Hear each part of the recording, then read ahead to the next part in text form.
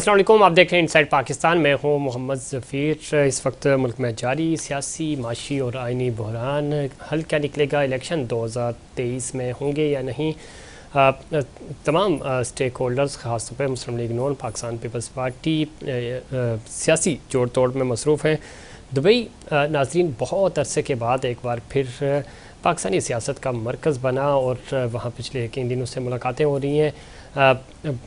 आने वाले इलेक्शंस के हवाले से जोड़ तोड़ भी हो रहे हैं। इससे पहले हमने देखा कि पंजाब मरकज़ बना रहा सियासत का और आज भी है।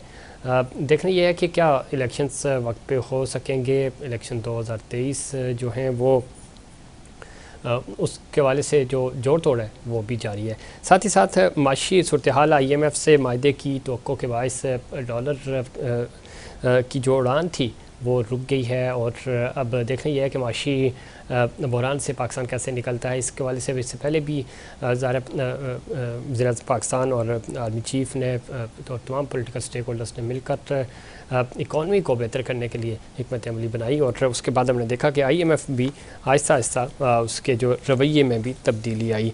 दूसरी तरफ सन 9 मई के हवाले से फ़ौजी तनसीबात की सिक्योरिटी बरकरार रखने में नाकामी पर लेफ्टिनेंट जनरल समेत आला अफसरान फ़ौज से फारिग। आज DGISPR ने प्रेस कॉन्फ्रेंस की और उन्होंने बताया कि 9 मई का सानिया पाकिस्तान के ख़िलाफ़ बहुत बड़ी साजिश थी और लोगों के जज्बात को इश्तियाल दिलाकर फ़ौज के ख़िलाफ़ उकसाया गया। इदारों को बगावत पर उकसाने का केस शहबाज गिल को भी इश्तियारी करार देने की कार्रवाई शुरू करने का हुक्म है। इन तमाम इशूज़ पर बात करेंगे। हमें ज्वाइन किया है जनाब सीनियर रहनुमा पाकिस्तान मुस्लिम लीग नून से सेनेटर गौस मोहम्मद साहब ने। गौस मोहम्मद साहब खुशामदीद कहते हैं आपको प्रोग्राम में। जी जी शुक्रिया जी। गौस मोहम्मद साहब किस तरह देखते हैं, एक तो इस वक्त सियासी सूरत हाल की बात करते हैं तो दुबई बड़े अरसे के बाद ज़ाहिर सियासी तवज्जो का और पाकिस्तानी सियासत का मरकज़ बना है।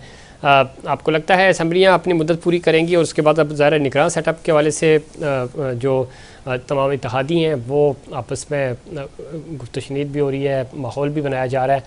आप इस चीज़ के हामी भी हैं और आपको लग रहा है कि इलेक्शंस 2023 में ही हो जाएंगे, नवंबर तक मैक्सिमम जा सकते हैं? जी बिल्कुल, सबने अपने वक्त थोड़ा टाइम पूरा करेंगे। जी जी देखो उसमें इम्कान यही है कि अगस्त के दूसरे हफ्ते में जो है वो असम्बलियाँ तोड़ दी जाएंगी। ठीक। और फिर 90 दिन बाद जो इलेक्शन होगी नवंबर में 12 नवंबर तक इलेक्शन से पहले इलेक्शन हो जाएंगे और इस पर कोई बहम नहीं होना चाहिए। इस पर सारी सब सियासी पार्टी मुतफिक है और बिल्कुल इस तरह आइन में दर्ज है कि किस तरह निगरान वज़ीर आज़म बनना है, निगरान कभी कैसे बनी है, बिल्कुल आइन और कानून के मुताबिक बनेगी। और फिर इलेक्शन भी इंशाल्लाह टाइम पे होंगे और इस वक्त तो जिस तरह के हमारे और की सूरत हाल है या दूसरे सूरत हाल है तो ये सारी सियासी समझते हैं कि इलेक्शन जो है अपने वक्त पे होने चाहिए। ठीक है। गौसम हम सब ये समझते हैं, चूँकि पिछले कई दिनों से हम देख रहे थे माशी तौर पे काफ़ी इश्यूज सामने आ रहे थे। अब आपको लगता है कि कुछ भी हो इलेक्शंस जो है वो ज़्यादा वक्त पे हो जाएंगे, माशी तौर पे भी कदरे बेहतरी आ रही है, जो एक इकॉनमी रिवाइवल प्लान आया उसकी वजह से भी, और अब IMF में भी नरमी या तो होपफुली प्राइम मिनिस्टर की जो मुलाकात हुई उसके बाद चीज़ें बेहतरी की तरफ जाती हुई नज़र आ रही है। मोमेंटम बन जाएगा, इकॉनमी कंट्रोल हो जाएगी और एक ये जो बहरान है ये थम जाएगा, इन्वेस्टर्स आएंगे और माहौल बन जाएगा। इलेक्शंस अगर हो जाते हैं तो ये और ज़्यादा हमारी इकॉनमी को बेहतरी की तरफ लेके जाएंगे। ज़रा एक सियासी इस्तेकाम होगा माशी इस्तेकाम के लिए। जी बिल्कुल, सियासी इस्तेकाम भी आएगा और आपको बिल्कुल बात ठीक है कि अब बाहर का जो इन्वेस्टर है, हम कहते तो इन्वेस्टमेंट बाहर है लेकिन वो देखता है कि पता ही नेक्स्ट गवर्नमेंट कौन सी आती है और उसकी क्या पॉलिसी होगी। तो इसलिए हम भी तमाम सियासी पार्टियाँ चाहती हैं कि जल्द इलेक्शन हो। देखो हम इलेक्शन के कभी के खिलाफ नहीं हैं। इससे पहले खान साहब ने अगर 1.5 साल पहले सामने तोड़कर वो जो खान साहब चाहते इलेक्शन कराना, ये 6 महीने पहले भी इलेक्शन कराना चाहते थे। मत उसमें मत हमारी वजह ये थी कि आइन तो जब दर्ज है कि असम्बलियों की मुदत 5 साल है तो मुदत पूरी हो जानी चाहिए और फिर जिस आवाम को भी पता चलना चाहिए कि किसने हुकूमत ने क्या डिलीवर किया है, किस सियासी पार्टी ने क्या डिलीवर किया है, तो लोगों को भी नेक्स्ट दफ़ा इलेक्शन में वोट देने के लिए फिर एक गाइडलाइन मिल जाती है ठीक है। किस पार्टी को वोट देना है। ठीक, वो हम सब तो एक, इंशाल्लाह। जी जी, जी एक चीज़ बड़ी इंपॉर्टेंट है। अभी जो हमने देखा दुबई में मुलाकातें भी हुई हैं, पाकिस्तान पीपल्स पार्टी और मुस्लिम लीग नून, पंजाब में कोई सीट टू सीट एडजस्टमेंट होने जा रही है, या मुश्तरका तौर पे कोई उम्मीदवार खड़े किए जा सकते हैं, या जहाँ पे पाकिस्तान पीपल्स पार्टी का स्ट्रॉन्ग कैंडिडेट है, अगर पिछले इलेक्शंस में उसके वोट ज़्यादा हैं, आपके कम हैं, तो आप वहाँ पे पाकिस्तान पीपल्स पार्टी को सपोर्ट करेंगे, और जहाँ आपका कैंडिडेट स्ट्रॉन्ग है वहाँ पाकिस्तान पीपल्स पार्टी आपको सपोर्ट करेगी। कोई इस तरह का इत्तेहाद की खबरें आ रही हैं दुबई मुलाकात में, तो क्या आपको लगता है कि इस तरह का होगा, या आप अपने अपने इंतखाब से ही, इंतखाबी निशान से ही, और बग़ैर किसी सीट एडजस्टमेंट के या यानी सीट टू सीट इत्तेहाद के ओपन इलेक्शंस लड़ेंगे? पीपल्स पार्टी की तरफ से कुछ इशारे ऐसे आ रहे हैं कि वो चाहते हैं कि पंजाब में कम से कम कुछ सीटों पे सीट हमारी एडजस्टमेंट हो जाए। तो अभी जो दुबई में मुलाकातें हो रही हैं वो सारा इसी तरीके पर क्या है, हमसे एडजस्टमेंट करें या एक इत्तेहाद बना के सिस्टम करें। सारी स्टेजरी जो है वो तय हो रही है। अभी कुछ कहना कबल वक्त होगा कि सीट एडजस्टमेंट होती है या इत्तेहाद बनता है या अपने तौर पे भी इलेक्शन लड़ेंगे। ये सारी चीज़ें अभी तय हो रही हैं। इसके बारे में मैं अभी कुछ कमेंट नहीं कर सकता ठीक, क्योंकि मुझे पूरी इन्फॉर्मेशन नहीं है। अगले 1-2 दिन में आप देखेंगे कि सारी चीज़ें जो है वो ये क्लियर हो जाएंगी कि इस इलेक्शन में क्या ठीक है। और गौसम साहब, मियाँ साहब वापस आएंगे और वापस आके इलेक्शंस कैंपेन को लीड करेंगे। इलेक्शन भले अक्टूबर में हूँ, नवंबर में हूँ, पार्टी ने ये डिसाइड कर लिया कि मियाँ साहब ही वतन वापस आकर इलेक्शंस की मुहिम चलाएंगे। बिल्कुल, ये तो चीज़ तय है कि जो ही इलेक्शन का डेट अनाउंस होगी मियाँ साहब मुल्क में वापस आ जाएंगे। उनके जो कानूनी तकाजे जो कुछ हैं उनके आने में हर्डल है वो भी पूरे किए जा रहे हैं। उनकी वो नायली का जो 5 साल का जो कानून था वो भी अब तो जी आज सदर साहब ने दस्तखत कर दिए, वो तो कानून अब बन गया है कि 5 साल से ज़्यादा नायली नहीं हो सकती। तो तकरीबन तमाम मुस्बत इशारे हैं। अभी मेरे ख्याल में शायद ये जो 2 पार्टियाँ खड़ी हैं इसके बाद शायद वो सारे पीडीएम का इजलास भी होगा और वो इसका भी इम्कान है कि जो पीडीएम के जमातें हैं उनको वहाँ दुबई बुलाया जाए, फजल रहमान और दीगर जमातों को, और ये सारी स्टेज तय की जाए। तो इंशाल्लाह पाकिस्तान में इलेक्शन होंगे और जल्द होंगे, इंशाल्लाह इसी साल ही होंगे। ठीक। दूसरी तरफ आज DGISPR ने एक बार फिर साने 9 मई के हवाले से बड़ा ज़बरदस्त ब्रीफ भी दिया। उनकी प्रेस कॉन्फ्रेंस थी, वो कह रहे हैं कि जी फौजी तनसीबात की सिक्योरिटी बरकरार रखने में नाकामी पर लेफ्टिनेंट जनरल समेत आला अफसरान को फ़ौज से फारिग किया गया। आप भी जानते हैं, हम भी, कि फ़ौज के अंदर अपना एहतसाब का बड़ा ज़बरदस्त निज़ाम है। वो जहाँ पे भी कोई गलती होती है तो वो इंट्रा फोर्सेस अपनी कार्रवाइयाँ करते हैं और उसके ऊपर सज़ाएँ मिलती हैं। साथ ही साथ कोई लगभग 102 शरपसंदों के ट्रायल भी जारी हैं फ़ौजी अदालतों के अंदर। शदीद मजम्मत भी की गई। उन्होंने कहा कि इस पूरे अमल में चूँकि जितना शवाहिद मिले हैं और जो लोग थे, जो सहूलतकार थे इसके अंदर, उन सबको सज़ाएँ होंगी। जो मास्टरमाइंड है उनको भी सज़ाएँ मिलेगी। किस तरह देखते हैं, चूँकि इसके ऊपर अस्करी क़यादत का और हमारी जो सिविलियन क़यादत है दोनों का एक ही मौक़िफ़ है कि जो लोग भी मुलव्वस हैं उनको करार वाक़ई सज़ाएँ मिलनी चाहिए। बिल्कुल, जिन्होंने ज्यादती की है, मुल्क की इदारों के साथ एक खिलवाड़ की है, उनको सजा मिलनी चाहिए और हम इसी बात के हामी है कि उनको आइन और कानून के मुताबिक मिलनी चाहिए। अब आइन में का दर्ज है या आर्मी एक्ट में ये दर्ज है कि मिलिट्री तनसीबात में अगर हमला किया जाएगा तो उस पर कोर्ट में केस चलेगा, ठीक है, उसको चलना चाहिए, उसमें रुकावट नहीं डालनी चाहिए। चंद एक नाम याद हो वो कराए इंतजार हसन और रसीद को तो वो चले गए शाम खा एक इशू बनाने के लिए और ग्रुप में, और ये चली हुई कारतूस है।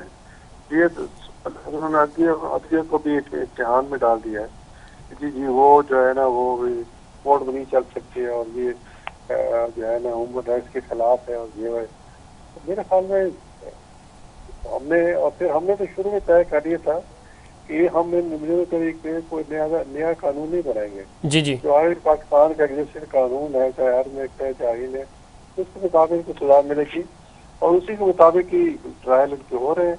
कोई आउट ऑफ द वे जाके नहीं हो रहा है। इस गौसम साहब इसमें तो कोई शक नहीं है। ये पिछली हुकूमत जब पीटीआई की थी उस वक्त भी फौजी अदालतों में बहुत सारे लोगों को सजाएं हुई, उससे पहले भी होती रही। तो ज़रा फौजी अदालतें कोई आज तो नहीं बनी, आपकी हुकूमत में नहीं बनी। लेकिन इनके ऊपर एतराज़ात उठाए जा रहे हैं। और ज़ाहिर इस वक्त आप देख रहे हैं जुडिशली का जो मसला है वो फ़ौजी अदालतों में जो सिविलियंस के ट्रायल्स हैं उसके ऊपर तहफ़्फ़ुज़ात का इज़हार कर रहे हैं। तो अपनी समझते कि ये मामला कंट्रोवर्शियल बन रहा है। और जब माजी में ये सज़ाएँ हैं और आइन कानून देता है, आज DGISPR भी कह रहे थे कि जो लोग इसमें मुलविस हैं और जिनके ट्रायल हो रहे हैं वो अपना वकील कर सकते हैं, उनके पास ये हक है, वो हाई कोर्ट को रजू कर सकते हैं। ऐसा तो नहीं है कि फ़ौजी अदालतों ने कोई फैसला दे दिया तो वो हतमी ही होगा। बिल्कुल को पूरे 11 बल्कि जीत के ट्रायल हो रहे हैं। अगर उनको सजा होती है तो फिर आगे चीज से अपील कर सकते हैं। हाई कोर्ट है, सुप्रीम कोर्ट है, उनको 3-4 जो है वो जगह अपील का हक है, जिस तरह आम एक मुलजिम को होता है। तो मेरे ख्याल में ऐसे एक कहना कि अब आज आज सपोज आज उनको नहीं सजा देते या इनको कहते कि नहीं मिलिट्री कोर्ट में ट्रायल होने से इनकी ह्यूमन राइट वायलेशन होगी।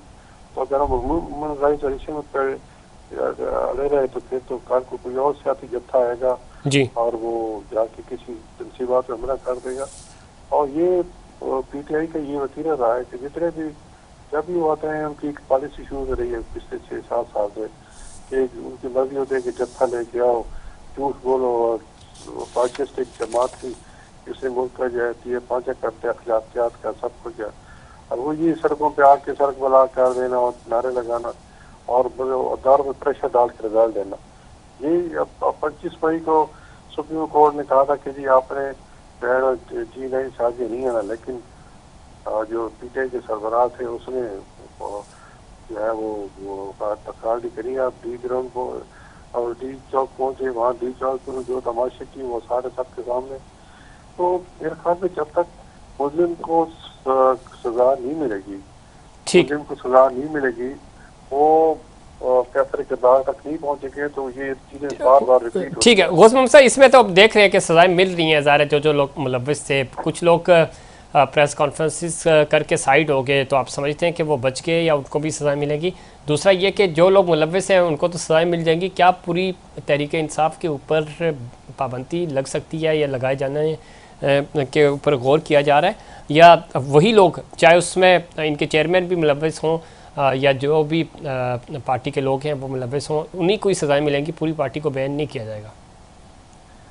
देखिए जी, अब तो ये सारा DIT भी है, सारे प्रूफ हो रहे हैं जी, अगर पीटीआई की लीडरशिप सारी इसमें मुलव्वस हुई, जिसका इम्कान है कि है, फिर तो उस पर पाबंदी लगनी चाहिए। ठीक, और फिर पाबंदी के लिए आपको पता है कि वफाकी हुकूमत जो है वो मूव करती है सुप्रीम कोर्ट की परमिशन से ही भी जो है वो उस पर पाबंदी लगती है।